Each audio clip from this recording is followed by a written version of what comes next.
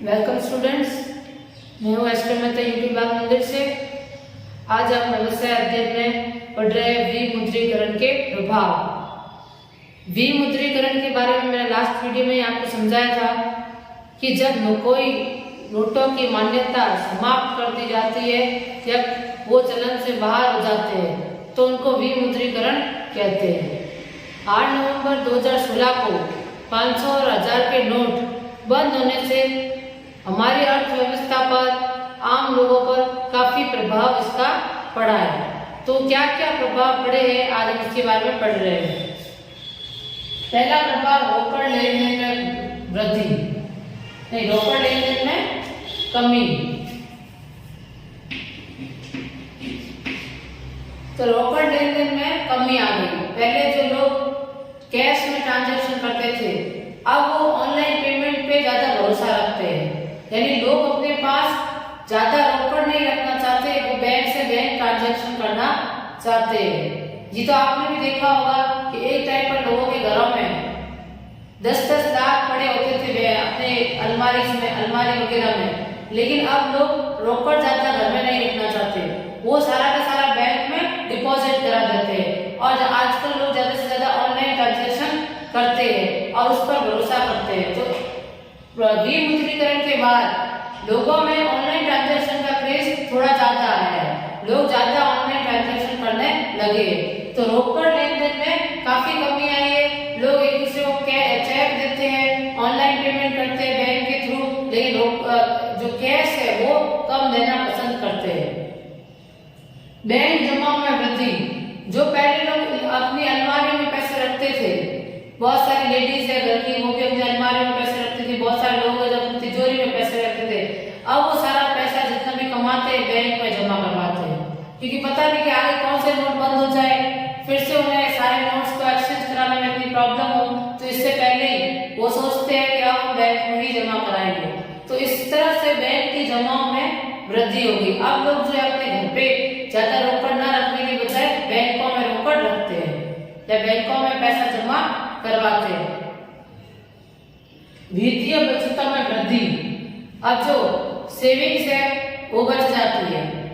जो भी पहले से लोग खर्च कर देते थे पैसे, अगर घर में पैसे पड़े होते हैं तो लोगों से खर्च हो जाते हैं, लेकिन अगर बैंकों में जमा कराते हैं पैसे तो इससे बचत होती है। बैंकों में पैसे एक तो सेफ रहते हैं, ऊपर से उस पर ब्याज मिलता है, तो इस वजह से वित्तीय बचतों में वृद्धि हुई है। हर कोई अपना थोड़ी से छोटी कमाई या बड़ी से बड़ी कमाई जब बैंकों में जमा कराते हैं तो इससे बचत बढ़ती है और उनको उस पर ब्याज भी मिलता है और ये बचत उनके लिए आगे जाकर फायदेमंद होती है। निजी संपत्तियों में कमी, यानी जो निजी संपत्तियां जो पहले लोग ज्यादा खरीदते थे, अब निजी संपत्तियों में कमी आ गई है। अब लोग थोड़ा कम खरीदते हैं क्योंकि उनके पास इतना कैश नहीं रहा। पहले जो ब्लैक मनी था वो खत्म हो गया। जो ब्लैक मनी था लोगों के नजरों से दूर, जिस पर टैक्स नहीं भरा हुआ था, लोग उससे प्रॉपर्टीज खरीद के रख लेते थे, लेकिन अब प्रॉपर्टीज के भाव भी गिरे हुए। विमुद्रीकरण के बाद प्रॉपर्टीज के भाव तो गिरे, लेकिन साथ में लोग उन्हें प्रॉपर्टी खरीदना कम हो गया, क्योंकि सारा का सारा कैश क्या है बैंक में जमा कराना पड़ा और अब सारा हिसाब किताब सरकार को देना पड़ता है। तो काला धन ऑलमोस्ट खत्म हो गया। इस वजह से निजी संपत्तियों में खरीदारी में कमी आई है। डिजिटल लेन देन में वृद्धि, डिजिटल यानी ऑनलाइन पेमेंट जिसे कहते हैं। ऑनलाइन पेमेंट में तो काफी वृद्धि हुई है। लोग अब छोटे से छोटा ट्रांजैक्शन ऑनलाइन करते हैं, किसी से कुछ मंगवाना हो, किसी से कुछ देना हो, जैसे ई-पे है, गूगल पे है।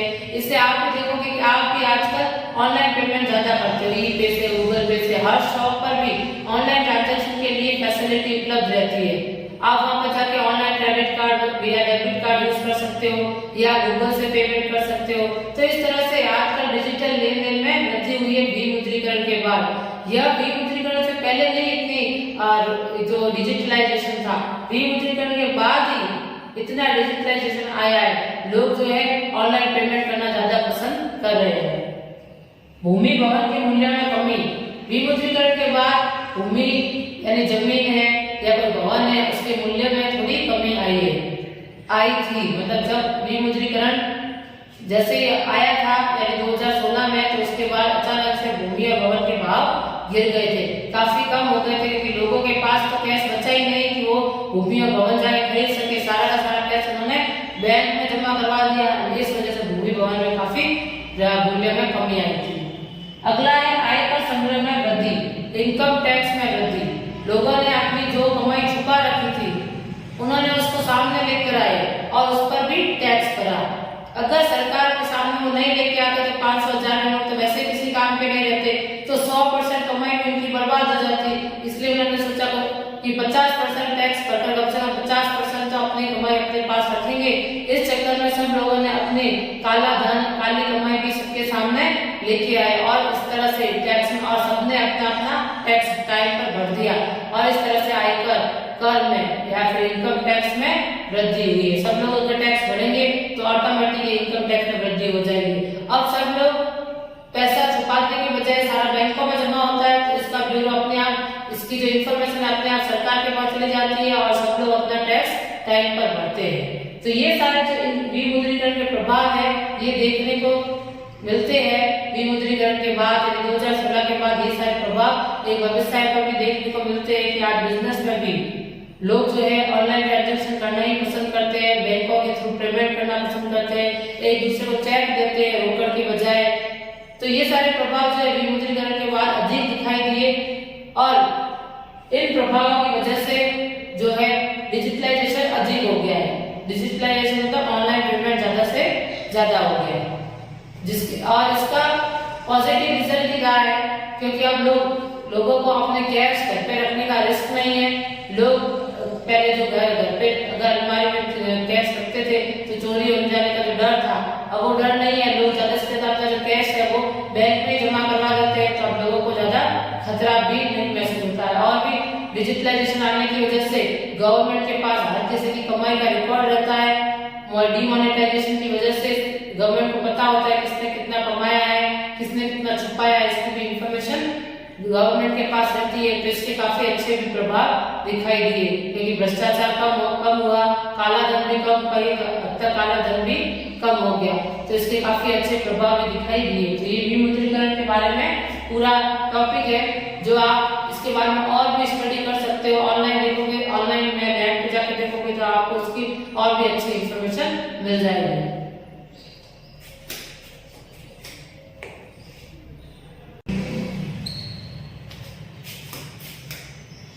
तो व्यवसाय एवं उद्यमों पर जो सरकार की नई नीतियां है उसका क्या प्रभाव पड़ा, अब हम उसके बारे में पढ़ रहे हैं। कौन सी नीतियां? 3 नीतियां थी, उदारीकरण, निजीकरण और वैश्वीकरण। ये 3 नीतियां जो 1991 की पॉलिसी में 3 नीतियां सरकार ने बनाई थी, इन नीतियों का व्यवसाय एवं उद्यमों पर काफी प्रभाव पड़ा है। तो कौन से क्या क्या प्रभाव पड़े हैं अभी हम इसके बारे में पढ़ रहे हैं। तो पहला पॉइंट है प्रतियोगिता में वृद्धि, यानी कंपटीशन बढ़ गया। पहले सिर्फ भारत में जो कंपनियां हैं, भारत में जो फर्में हैं, वो एक दूसरे से कंपटीशन करती थी, वो एक दूसरे से टकराती थी और एक दूसरे से अच्छा माल बनाने की कोशिश करती थी। लेकिन जब से फॉरेन इन्वेस्टमेंट अलाउड हुआ है या फॉरेन कंपनियां भी भारत में प्रवेश कर रही है, तब से भारत की कंपनियों के लिए कंपटीशन और ज्यादा बढ़ गया। पहले तो सिर्फ उन्हें अपने ही देश की कंपनियों के साथ कंपटीशन करना पड़ रहा था, लेकिन अब उन्हें विदेशी कंपनियों के साथ भी कंपटीशन करना पड़ रहा है, यानी उनके साथ भी माल बेचने में उनके साथ उनका स्टैंडर्ड फॉलो करना पड़ रहा है। पहले जैसे फॉर एग्जांपल 2 दुकानें, तो एक दुकानदार को सिर्फ दूसरी दुकान से अच्छा माल बेचने की कोशिश करनी है, अच्छा माल बनाने की कोशिश करनी है। लेकिन अगर 100 दुकानें तो कंपटीशन कितना ज्यादा बढ़ गया। अब उन्हें तो एक दुकानदार को 99 दुकानों के बारे में सोचते हुए अपने माल को और अच्छा बनाना है ताकि ग्राहक सब उससे खरीदे। तो जो ये जो विदेशी फर्मों के आने से कंपटीशन बहुत ज्यादा बढ़ गया है। कुछ फर्में तो ऐसी है जो विदेशी फर्मों के पास अच्छी टेक्नोलॉजी होती है, तो आप जानते हो कि जो फॉरेन कंपनीज है उनकी टेक्नोलॉजी थोड़ी बेहतर होती है, उनका जो प्रोडक्ट है लुकिंग वाइज भी अच्छा होता है और थोड़ा चीप भी यानी सस्ता भी होता है। किसी फॉरेन कंपनी के जो प्रोडक्ट्स होते हैं तो सस्ते भी होते हैं, तो हम भी इनके प्रोडक्ट खरीद लेते हैं जो सस्ते होते हैं या जो दिखने में अच्छे होते हैं, जो लेटेस्ट टेक्नोलॉजी के होते हैं। जबकि इंडियन कंपनी जो है वो भी इतना टेक्नोलॉजी में डेवलपमेंट नहीं कर पाई है। तो इस वजह से बहुत सारी कंपनियों का इस पॉलिसी से नुकसान भी हुआ। बहुत सारी कंपनियां हैं जो बंद हो गई, भारतीय कंपनियां जो है वो बंद हो गई क्योंकि वो इस फॉरेन कंपनियों का मुकाबला नहीं कर पाई। तो इस प्रतियोगिता में वृद्धि होने से जो भारतीय कंपनियों को कहीं कहीं नुकसान भी हुआ है। औद्योगिक लाइसेंस के नियमों में बदलाव एवं विदेशी फर्मों के प्रवेश के कारण भारतीय फर्मों के लिए प्रतियोगिता में वृद्धि हुई, जैसे दूरसंचार, हवाई सेवा, बैंक सेवा आदि। तो यहाँ पे लिखा हुआ है कि औद्योगिक लाइसेंस यानी जो टेक्नोलॉजिकल जो पहले लाइसेंस थे उसके जो नियम है वो बदल गए और विदेशी फर्म का प्रवेश हुआ। विदेशी फर्में भी भारत में आकर काम करने लगी, अपने चीजें या प्रोडक्ट्स जो है बेचने लगी। तो अब ग्राहकों के पास बहुत ज्यादा ऑप्शन हो गए। तो इतना लेकिन बहुत सारी कंपनियां आई तो ग्राहक तो वही उसी का माल खरीदेंगे जिसका माल सबसे अच्छा है और जिसका माल सबसे सस्ता है। तो इस वजह से भारतीय कंपनियों के लिए यह बहुत ज्यादा कंपटीशन बढ़ गया और जो इस कंपटीशन का सामना नहीं कर पाई वो बहुत सारी कंपनियां बंद भी हो गई। इस कंपटीशन का सामना करने के लिए उन्हें जब ज्यादा मेहनत करने की जरूरत पड़ रही है, उन्हें भी लेटेस्ट टेक्नोलॉजी का यूज करना पड़ रहा है। जो कंपनियां लेटेस्ट टेक्नोलॉजी यूज नहीं कर पा रही वो ऑटोमेटिक मार्केट से बाहर हो गई। तो कंपटीशन में कहीं ना कहीं प्रतियोगिता में वृद्धि हुई है जब से ये नई पॉलिसियां या नई नीतियां आई है। अब जैसे है दूरसंचार से यहाँ है जो बातचीत करने के लिए काम आने वाली चीजें, जैसे फोन है, जैसे सिम कार्ड है। अब बहुत सारी कंपनी के सिम कार्ड आते हैं। पहले भारत में एक ही दूरसंचार का माध्यम था, वो है बीएसएनएल। बीएसएनएल को छोड़कर और कोई कंपनी नहीं थी, एक ही सार्वजनिक कंपनी थी बीएसएनएल। लेकिन इस नई पॉलिसी के बाद बहुत सारी प्राइवेट सिम आई है या बहुत सारी प्राइवेट दूरसंचार की कंपनियां आई है। इंफॉर्मेशन प्रोवाइड करने की बहुत सारी अलग अलग कंपनियां आई है। जैसे आप यूज करते हुए एयरटेल सिम है, वोडाफोन सिम का नेटवर्क है और भी अलग अलग तरह के नेटवर्क्स आपको आज मिलते हैं। आजकल बीएसएनएल तो लोगों ने ऑलमोस्ट छोड़ ही दिया है, बाकी के सारे प्राइवेट कंपनियों के प्रोडक्ट जो दूरसंचार के माध्यम है वो यूज किए जाते हैं। तो इस वजह से क्या है, सार्वजनिक चीज को हटाने से प्राइवेट सेक्टर आने से कंपटीशन और तगड़ा हो गया। अब विदेशी लोग भी यहाँ आकर अपने विदेशी जो सिम्स है वो भी यहाँ पे बिकती है, विदेशी नेटवर्क भी यहाँ पे यूज होता है। बहुत सारी विदेशी कंपनियां भी है जो यहाँ आकर जिनके सिम कार्ड लोगों के पास है। तो इस वजह से अब लोगों का कंपटीशन जो है सिर्फ भारतीय से नहीं रहा है, भारतीय कंपनी का कंपटीशन जो है सिर्फ भारतीय कंपनियों से नहीं है, विदेशी कंपनियों से भी है। तो जो कंपनियां इस टफ कंपटीशन को फेस नहीं कर पा रही है उन्हें अपनी दुकान बंद करनी पड़ रही है। तो इस नई पॉलिसी से थोड़ा बहुत भारतीय कंपनियों का नुकसान भी हुआ है। इसलिए आज कहा जाता है कि ज्यादा से ज्यादा हो सके तो भारतीय कंपनियों के ही प्रोडक्ट यूज करें और विदेशी कंपनियों के प्रोडक्ट कम से कम यूज करें। अब दूसरा, अधिक अपेक्षा रखने वाले ग्राहक, यानी जो ग्राहक है, एक जमाने में जब 2-3 कंपनियां ही प्रोडक्ट बनाती थी तो लोगों के पास ऑप्शन ही नहीं थे, तो वो उन्हीं से जैसा माल बनाते थे वो वैसा ही खरीदते थे। लेकिन आज 1991 की पॉलिसी के बाद के समय के बाद बहुत सारी कंपनियां जो है प्रोडक्ट्स बनाना शुरू कर दिया, उन्होंने बहुत सारी अलग अलग चीजें बनाना शुरू कर दिया। तो कस्टमर के पास चॉइस है कि वो क्या खरीदना चाहते हैं और क्या नहीं खरीदना चाहते हैं, कौन सी चीज अच्छी है या कौन सी चीज बुरी है। तो अधिक अपेक्षा रखने वाले ग्राहक में है बाजार में बढ़ी हुई प्रतियोगिता ग्राहकों को श्रेष्ठ गुणवत्ता वाली वस्तु एवं सेवाओं के क्रय में बहुत अधिक चयन के अवसर प्रदान करती है। यानी बाजार में जो कॉम्पिटिशन इतना बढ़ गया है उसकी वजह से ग्राहकों के पास ऑप्शन है कि वो सबसे अच्छी गुणवत्ता वाली वस्तु खरीद सके एवं सेवाओं को खरीद सके, बहुत अधिक चयन के अवसर प्रदान करती है। कंपटीशन बढ़ने से बहुत सारी कंपनियां जो है अच्छा प्रोडक्ट बनाने की कोशिश कर रही है। अगर 10 दुकानें एक ही चीज बनाती है तो कोशिश ये करेगी कि उनका प्रोडक्ट सबसे अच्छा हो, ग्राहक उनका प्रोडक्ट पहले खरीदे।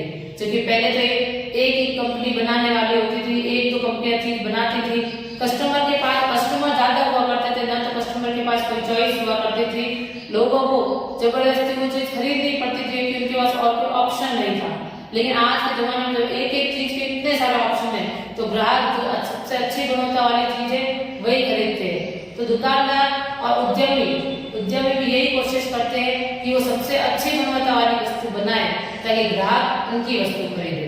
तो नई पॉलिसी आने के बाद ग्राहक की जो अपेक्षा है अधिक बढ़ गई है, ग्राहक की जो चॉइस है, ग्राहकों की जो डिमांड है वो अधिक बढ़ गई है। अब ग्राहकों को अच्छी गुणवत्ता वाला माल मिलने लगा है। तो ये एक अच्छा प्रभाव भी आया है कि अब ग्राहकों के पास चॉइस है अच्छा माल खरीदने की, जो कि पहले नहीं हुआ करती थी।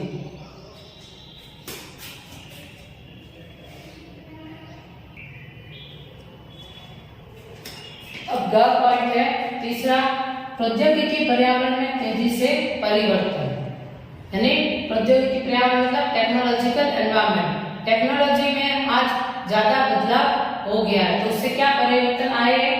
नई तकनीक के कारण मशीन, प्रक्रिया, उत्पाद एवं सेवाओं में सुधार संभव हुआ है। नई नई तकनीक आने की वजह से जो मशीन है, प्रक्रिया यानी जो प्रोडक्शन करने की जो प्रोसेस है, प्रोडक्शन करने का चीज बनाने का प्रोसेस है, सेवाओं में काफी सुधार संभव हुआ है। 1991 के पहले इतनी टेक्नोलॉजी नहीं थी, जो टेक्नोलॉजी थी वो भारत के अंदर थी और थोड़ी कम थी। उस टेक्नोलॉजी से ही लोग चीजें बनाते थे, लेकिन जैसे ही लिबरलाइजेशन आ गया यानी उदारीकरण आ गया, वैसे ही बाहर से टेक्नोलॉजी भी भारत के अंदर आने लगी और विदेशी टेक्नोलॉजी आने से काफी हद तक सुधार हुआ। नई नई टेक्नोलॉजी आने से उत्पादक है या प्रोडक्शन है वो ज्यादा अच्छा होने लगा। लोग बाहर से मशीनें भी मंगवाने लगे। नई नई टेक्नोलॉजी की मशीनें यूज करने से वो और अच्छे से गुणवत्ता को बढ़ा पाए, जो प्रोडक्शन की गुणवत्ता है उसको और अच्छे से बढ़ा पाए। तेजी से बदलता प्रौद्योगिकी पर्यावरण छोटी फर्मों के सामने कठिन चुनौतियां पैदा करता है। जो आज तेजी से टेक्नोलॉजिकल जो डिपार्टमेंट है या डेवलपमेंट है, जो टेक्नोलॉजिकल डेवलपमेंट हो रहा है यानी जो नई नई टेक्नोलॉजी आ रही है, उनका सामना करना छोटी फर्मों के लिए बहुत बड़ी चुनौती है। क्योंकि अब उन छोटी फर्में जो पहले भारत में ही बड़ी कंपनियों से कंपटीशन करती थी, अब उन्हें सिर्फ भारत की ही बड़ी कंपनियों से कंपटीशन नहीं करना है, बल्कि जो विदेशी कंपनियां हैं एक इंटरनेशनल लेवल पर भी कंपटीशन करना है। क्योंकि ग्राहक तो उन्हीं की वस्तु खरीदेंगे जिनकी वस्तु सबसे अच्छी होगी और किफायती दामों पर होगी। भले चाहे वो छोटी फर्म बनाए बड़ी फर्म बनाए, उससे उन्हें कोई लेना देना नहीं होता। तो अब छोटी फर्मों के सामने बहुत बड़ी चुनौती है कि उन्हें भी लेटेस्ट टेक्नोलॉजी का यूज करना पड़ेगा और उन फर्मों का जो है कंपटीशन लेवल उन फर्मों तक पहुंचना होगा, उन फर्मों के स्टैंडर्ड तक पहुंचना होगा। अब सिर्फ फर्मों को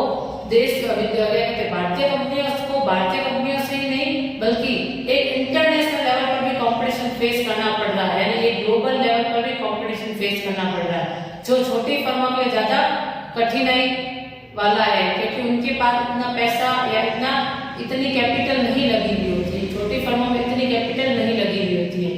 अब ज्यादा से ज्यादा कंपनियां जो है ये कोशिश कर रही है कि अपना ध्यान रिसर्च और डेवलपमेंट पर दे, यानी ज्यादा से ज्यादा शोध करे, एक्सपेरिमेंट करे, कुछ अच्छा कुछ नया इनोवेटिव बनाने की कोशिश कर रही है। जो कंपनियां हैं वो अपने एम्प्लॉइज को ज्यादा प्रशिक्षित कर रही है, यानी ट्रेनिंग दे रही है, उन्हें ज्यादा और कुशल बनाने की कोशिश कर रही है ताकि उनकी कंपनी जो है इस इंटरनेशनल लेवल पर टिक सके। तो प्रौद्योगिकी पर्यावरण में तेजी से परिवर्तन होने से बहुत सारे लोगों के लिए चुनौती भी बन गया है, बहुत सारी कंपनियों के लिए चुनौती भी बन गया है और बहुत सारी कंपनियां इन नई टेक्नोलॉजी का यूज करते हुए सुधार की तरफ भी जा रही है। अब परिवर्तन की आवश्यकता 1991 के बाद व्यवसाय से जुड़ी नीतियां एवं कार्य बदल गए हैं, इसलिए उद्यमों को अपने प्रचालन में लगातार परिवर्तन या बदलाव करना होगा।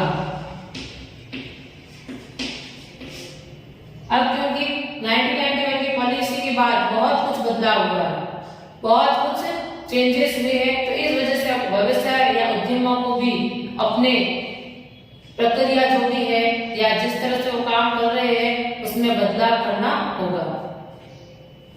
तो जो भी उद्यमों को अपने प्रचालन में यानी जो उद्यमों का जो भी ऑपरेशन है या उनकी जो प्रोसेस है या जो वस्तु बनाने के तरीके हैं या जैसे भी वो काम कर रहे हैं उन्हें अपने कार्य में भी बदलाव करने होंगे। क्योंकि बाहर बदलाव हुए हैं तो किसी भी बिजनेस एनवायरनमेंट में जब बदलाव होता है यानी व्यवसायिक पर्यावरण में अगर बदलाव होता है तो व्यवसाय को अपने अंदर भी बदलाव तो करना ही पड़ता है। ये तो हम सबसे पहले ही पढ़ चुके हैं कि अगर व्यवसायिक पर्यावरण में बदलाव होते हैं तो उन बदलावों को देखते हुए व्यवसाय को खुद के अंदर भी बदलाव करने पड़ेंगे। तो जो नए परिवर्तन हुए हैं इसकी वजह से व्यवसाय को काफी बदलाव करने पड़ेंगे। अगर वो इन बदलाव को एक्सेप्ट नहीं करते यानी इन बदलाव के हिसाब से नहीं लेंगे तो हो सकता है थोड़े दिनों में वो मार्केट से बाहर हो जाए, उनकी दुकान भी बंद हो सकती है। इसलिए बदलते पर्यावरण के साथ उन्हें भी बदलना होगा।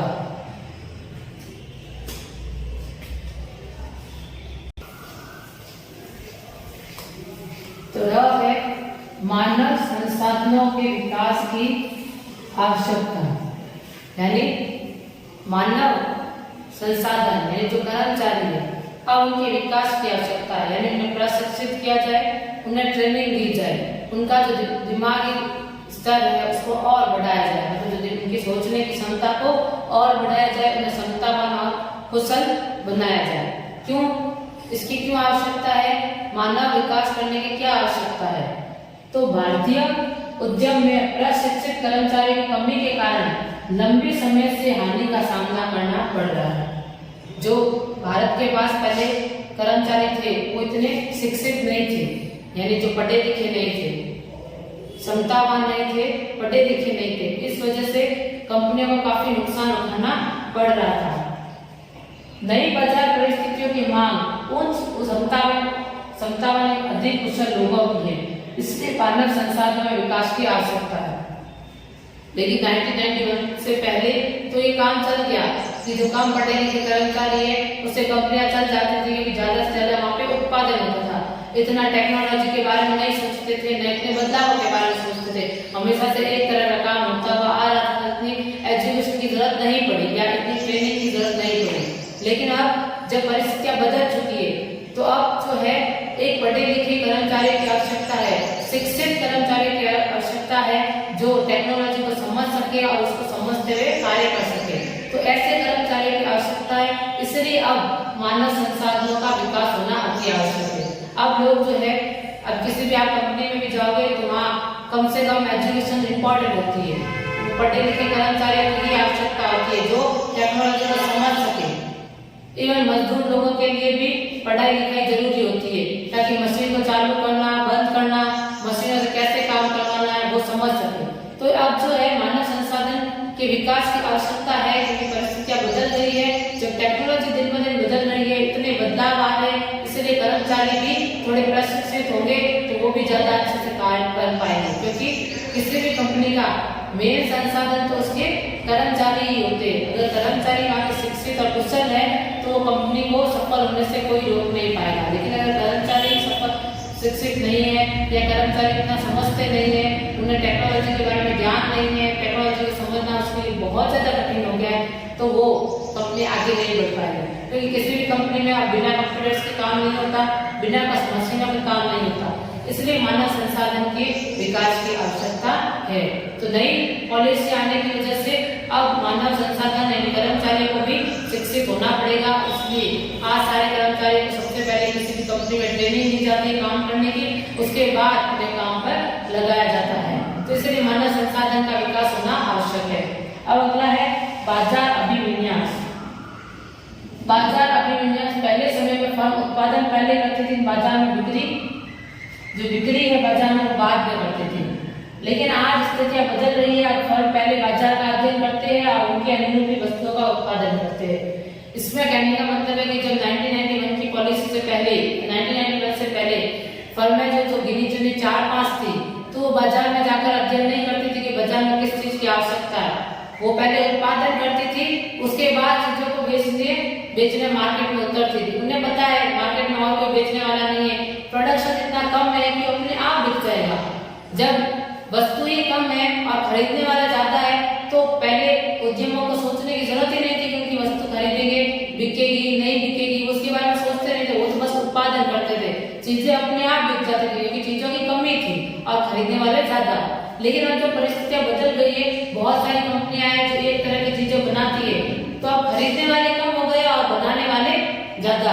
तो अब जो फर्में हैं वो पहले बाजार में जाकर देखती है कि कस्टमर को क्या पसंद है, कस्टमर के लिए क्या किस चीज की डिमांड है, फिर वो उत्पादन करती है। तो परिस्थितियां अब बहुत ज्यादा बदल रही है। पहले उत्पादन ज्यादा मायने रखता था और बाद में सेल की जाती थी, जो कि सेल को इतना इम्पोर्टेंट नहीं समझा जाता था, क्योंकि उन्हें पहले उद्यमों को लगता था कि हम उत्पादन कर ले वही बहुत बड़ी बात है, माल तो अपने आप ही बिक जाएगा। लेकिन अब ऐसा नहीं है। अब पहले बाजार का अध्ययन करना पड़ता है, ये देखना पड़ता है कि बाजार में किस चीज की आवश्यकता है, कस्टमर को क्या पसंद है, उसके बाद उत्पादन होता है और फिर बिक्री की जाती है वस्तुओं की। तो यही बाजार अभिविन्यास से तात्पर्य है कि अब बाजार बदल चुका है।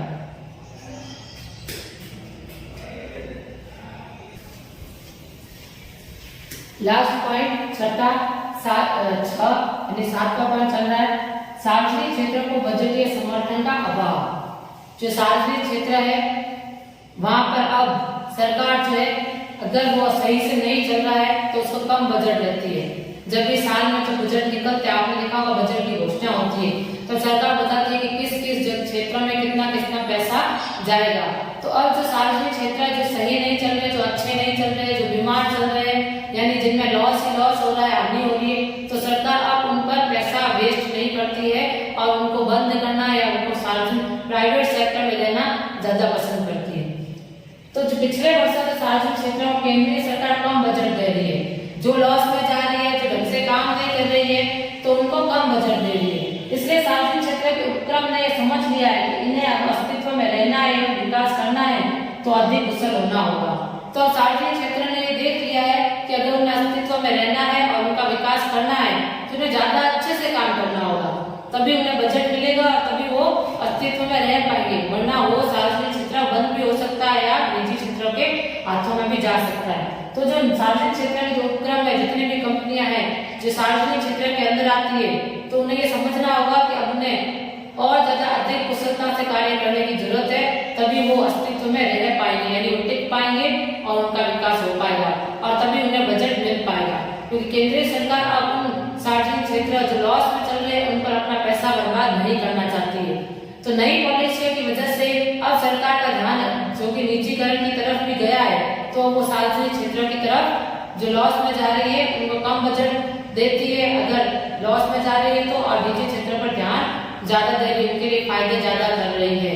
ये नई पॉलिसी के आने के बाद हुआ है। तो नई पॉलिसी का जो प्रभाव है वो काफी हद तक हमारे भारत में पड़ा है और अच्छा ही प्रभाव पड़ा है, क्योंकि स्थितियां अब जो है काफी संभल गई है, देश में नई नई टेक्नोलॉजी का प्रयोग हो रहा है। जो हमारे यहाँ के लोग कस्टमर के पास, ग्राहकों के पास चॉइस है, वो 4-5 प्रोडक्ट देख के एक चीज अपनी पसंद की ले, जो कि पहले नहीं हुआ करती थी। पहले जो नई टेक्नोलॉजी से तो लोग परिचित ही नहीं थे, आज इतनी नई टेक्नोलॉजी, इतनी नई मशीनें आ गई है कि लोग ज्यादा से ज्यादा मशीनों का यूज करने लगे हैं। जो अब दुकानदार, अब जो कंपनियां हैं वो अच्छा प्रोडक्ट बनाने पर ध्यान देती है। पहले तो उत्पादन बनाने में ध्यान देती थी, भले कैसा भी बने, क्योंकि उनको पता है कि बिक तो जाएगी।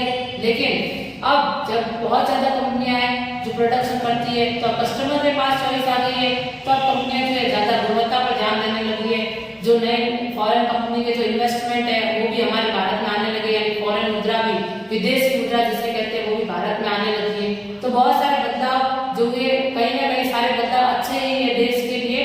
तो इन बदलावों की वजह से काफी परिस्थितियां बदल गई है, जो कि कुछ स्थितियों में अच्छी भी है और कुछ स्थितियों में उसका बुरा प्रभाव भी पड़ा है। जैसे प्रतियोगिता वाला पॉइंट था, उसकी वजह से देश में बुरा प्रभाव भी पड़ा है, क्योंकि देश की खुद की कंपनियां भी जो है विदेशी कंपनियों से टक्कर नहीं ले पा रही है कहीं ना कहीं, तो इस वजह से देश का थोड़ा नुकसान भी हुआ है। लेकिन ओवरऑल देखा जाए तो इन नई जो पॉलिसी है इससे फायदा ही हुआ है। तो आज का ये चैप्टर आपका खत्म होता है। अब अगले वीडियो में हम अगला चैप्टर कंटिन्यू करेंगे, तो आप उसको सारे पॉइंट्स अच्छे से पढ़ लेना।